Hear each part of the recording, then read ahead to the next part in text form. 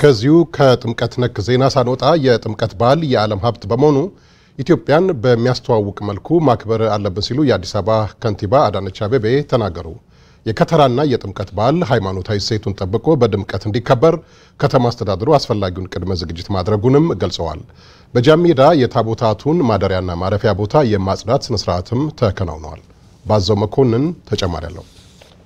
ጃን ሜዳን በህብረት ለጥምቀት በሚል መሪ ሐሳብ የሃይማኖት አባቶችና ከንቲባ አዳነች አቤቤን ጨምሮ ከፍተኛ አመራሮች በተገኙበት የታቦታቱን ማረፊያ የማጽዳት ተግባር ተከናውኗል። በዓለም የማይዳሰስ ቅርስነት የተመዘገበው ጥምቀት የሁላችንም በመሆኑ በዓሉ በድምቀትና በሰላም እንዲከበር ለማድረግ ዝግጁ መሆናቸውን በጽዳት ዘመቻው የተሳተፉ የከተማዋ ነዋሪዎች ገልጸዋል። የጥምቀት በዓል የኦርቶዶክስ በዓል ብቻ ሳይሆን የሁሉም የመላው የኢትዮጵያ በዓል ነው።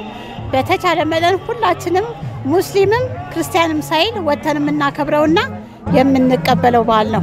በዓሉን ጠብቆ ምንም አይነት ግጭትም ሆነ ምንም የሰላም የጸጥታ ነገር እንዳይነሳ በተቻለ በያለንበት አካባቢያችንን እንጠብቃለን። የጥምቀት በዓል ዝግጅታችን በጣም አሪፍ ነው። ይሄ ደግሞ በተለይ በዛሬው ዕለት በጃን ሜዳ የምናደርገው በጣም ደስ የሚል ነው። ይሄ የተመዘገበ ቅርሳችን ነው። ቅርሳችንን ደግሞ ማስጠበቅ መቻል አለብን። ሃይማኖታዊ ትውፊቱ እንዳለ ሆኖ ቅርስ እስከሆነ ድረስ ትውልዱ ይሄን ማስጠበቅ መቻል አለበት ማለት ነው። እንኳን አደረሳችሁ ለጥምቀቱ። እኔ ሙስሊም ነኝ። ሀገሬን በማጽዳት በማስዋብ አለሁ እስካሁን። አሁንም ለማጽዳት ትጉነን። አመት ከአመት ለዚህም ያድርሰን ያብቃን። በዓሉም በሰላም ይጠናቀቅልን። ሰው ለሌላ ነገር ይሰራል እንኳን ለምነት በጣም ትልቅ ነገር ስለሆነ የሚያምር ዝግጅት ነው ያለ። እኛም በጠዋቱ መተን ነው ያጽዳ ያለ ነው።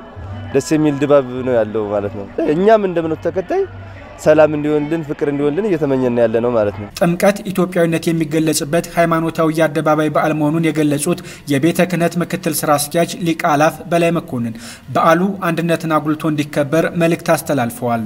እሱ ተጠምቆ በባሕረ ዮርዳኖስ የተቀበረው የዕዳ ደብዳቤ ሊቀድልን የመጣው በዓል ነው። እኛ የዕዳ ደብዳቤያችን ተቀደደ ሲባል የምንጣላበት የማንስማማበት ሁሉ ተሰርዞ ተቀዶ የምንስማማበት አንድ የምንሆንበት ድልድይ የምንመሰርትበት በዓል ነው። የአዲስ አበባ ከተማ አስተዳደር ከንቲባ አዳነች አቤቤ ጥምቀት ከሀገር አልፎ የዓለም ሀብት መሆኑን ጠቅሰው የጋራ በዓላችንን ስናከብር የበለጠ ኢትዮጵያዊነትን በሚያስተዋውቅ መልኩ መሆን እንዳለበት ተናግረዋል። ጥምቀት የጋራ በዓላችን ነው።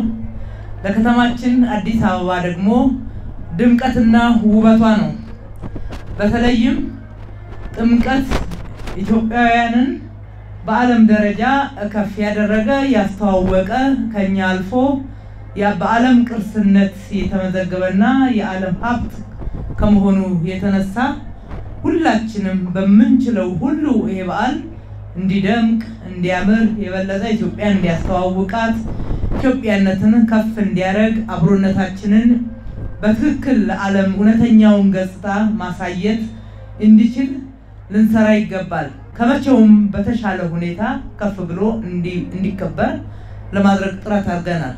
በዓሉ በሰላም እንዲከበር ሁሉም ማህበረሰብና የሃይማኖት አባቶች ድርሻቸውን እንዲወጡ ያሳሰቡት ከንቲባ አዳነች አቤቤ ከተማ አስተዳደሩ ሌላ አጀንዳ ይዘው በዓሉን ለመረበሽ የሚመጡ አካላትን እንደማይታገስም ገልጸዋል። የህዝብ በዓላትን የሃይማኖት በዓላትን እሴቱ እንዲደፈርስ ህዝቡ በዚህ አጋጣሚ እንዲገናኝና አብሮ እንዲቆም ሳይሆን እንዲበጣበጥ ለማድረግ የተለያየ እኩይ እቅዳቸውን ይዘውብን ይመጣሉ።